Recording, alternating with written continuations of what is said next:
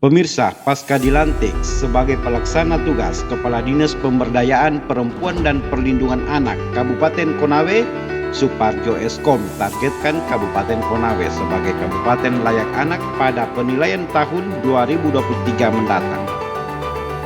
Hal tersebut disampaikan usai melaksanakan acara serah terima jabatan dari pejabat lama ke pejabat yang baru yang disaksikan oleh seluruh staf Selasa 13 September 2022.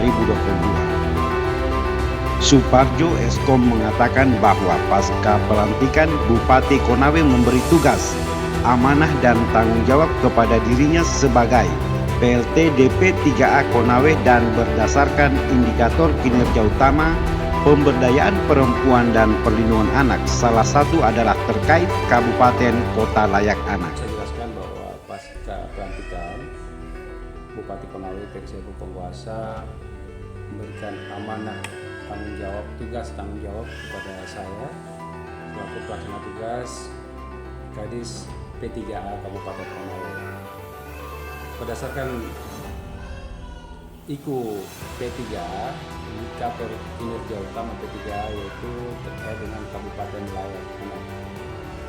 Kabupaten Layak Anak ini menjadi fokus saya ke depannya di 100 hari kerja, karena penilaian Kabupaten Layak Anak itu di bulan Maret tahun 2023, sehingga di akhir tahun 2022 ini menggenjot kegiatan-kegiatan yang mendukung untuk pemenuhan Kabupaten Layak Anak di tahun 2023. Jadi saya fokus terkait dengan nilai pemenuhan untuk Kabupaten Konawe bisa masuk ke dalam kategori Kabupaten Layak Anak. Ini lagi kan soal yang tadi disampaikan di diskusi awal soal IPTD itu sendiri. Dan mungkin di 17 kabupaten kota mungkin salah satu daerah mungkin Kabupaten Konawe memiliki IPTD kedua. Nah, langkah yang dilakukan karena sendiri saya selaku Kepala Dinas untuk membentuk satu bidang yang namanya UPTD di Pendidikan bagaimana? Ya betul, sampai per hari ini tinggal Kabupaten Konawe yang belum memiliki UPTD P3A. Nah, progres kami saat ini sudah berkoordinasi dengan Sekretariat Daerah dibidangi oleh Kabak Pemerintahan, Kabak Hukum, melibatkan Kabak Hukum dan Kabak Orpek, organisasi kepegawaian. Nah, di situ kami sudah melakukan koordinasi. Pak Sekda juga sudah menyarankan untuk segera membentuk perda terkait UPTD P3A. Nah, ini sangat penting agar kita bisa lebih konsen lagi terkait pemenuhan tujuan P3A tersebut. Nah, yang perlu lagi diketahui bahwa produk hukum berikutnya itu terkait dengan perda Kabupaten Layak Anak. Nah, ini yang kami lagi genjot, dan alhamdulillah pada saat pembahasan perubahan anggaran kemarin Ketua DPR memberikan respon positif bahwa agar segera kami tindak lanjuti dan dimasukkan ke dalam prolegda di tahun 2023. Nah, terakhir juga ini kan soal penanganan kasus perempuan dan anak khususnya di Kabupaten Konawe masih sebelum masih 2 tahun terakhir masih ya mungkin bisa dikatakan kurang maksimal karena mungkin tidak didukung dengan anggaran yang cukup, sehingga pada proses penantikan masih belum kita laksanakan ke depan kan. Pak Kadis bagaimana menanggapi soal itu, bagaimana lagi untuk meningkatkan memaksimalkan lagi soal penanganan kasus terhadap perempuan dan anak yang tidak di Konawe ini. Kasus perempuan dan anak memang banyak juga yang tidak terlihat dan yang hanya terlihat hanya beberapa kasus saja. Betul sekali bahwa kasus perlindungan perempuan dan anak saat ini sangat besar, dan perlu kita ketahui bahwa di berita-berita terakhir kemarin banyak kejadian kasus itu bahkan anak di bawah umur.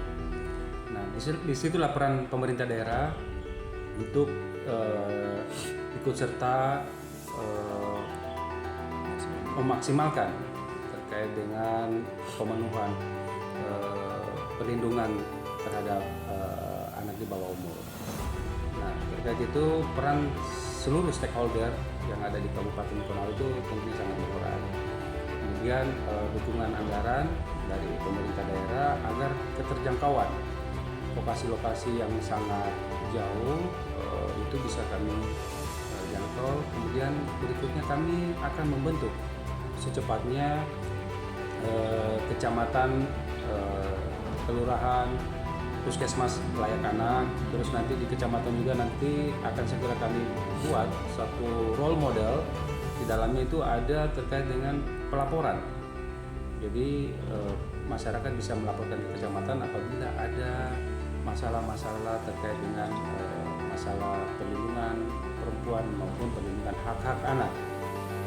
Jadi doakan kami agar ke depan terobosan-terobosan itu bagaimana kami bisa menjangkau sampai ke pelosok dan bagaimana masyarakat itu mengetahui bahwa yang di dalamnya memiliki masalah terkait dengan perlindungan perempuan dan perlindungan hak-hak anak.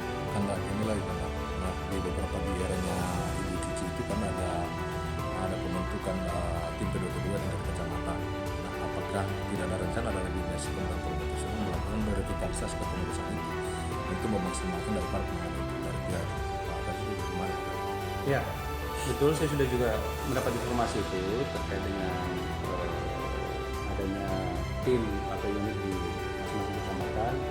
Ini juga akan menjadi concern kita ke depan untuk memperbaiki lagi, terus memperbarui lagi apa yang telah dilakukan kemarin.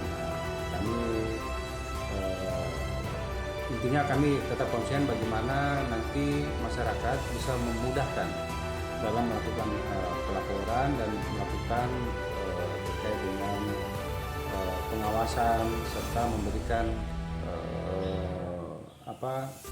memberikan informasi kepada masyarakat bahwa kalau ingin melapor sudah ada wadahnya, kalau ingin memberikan informasi meminta pertolongan juga sudah ada di level kecamatan Pak Agas? level kecamatan. Siap. Kalau bisa nanti kami dengan sekuat tenaga mungkin bisa sampai di level pedesaan. Saya pikir terima kasih Pak Aris. Ya, terima kasih atas acara hari ini. Mohon dukungan dari masyarakat Konawe dan kami P3A sekarang hadir untuk membantu masyarakat di Kabupaten Konawe, membantu bagi perempuan-perempuan yang di dalamnya terjadi tindakan-tindakan kekerasan. Silakan ke kantor P3A, dan apabila juga ada anak yang mengalami tindakan kekerasan atau hal-hal apa yang terkait dengan menyangkut anak, silakan ke P3A. Kami akan bersinergi dengan masyarakat dan pihak-pihak terkait sehingga nanti ke depannya Kabupaten Konawe bisa memenuhi bahwa Kabupaten Konawe adalah kabupaten layak anak. Terima kasih. Kabupaten Konawe, tajuk peristiwa.com, Helmi Setiawan melaporkan.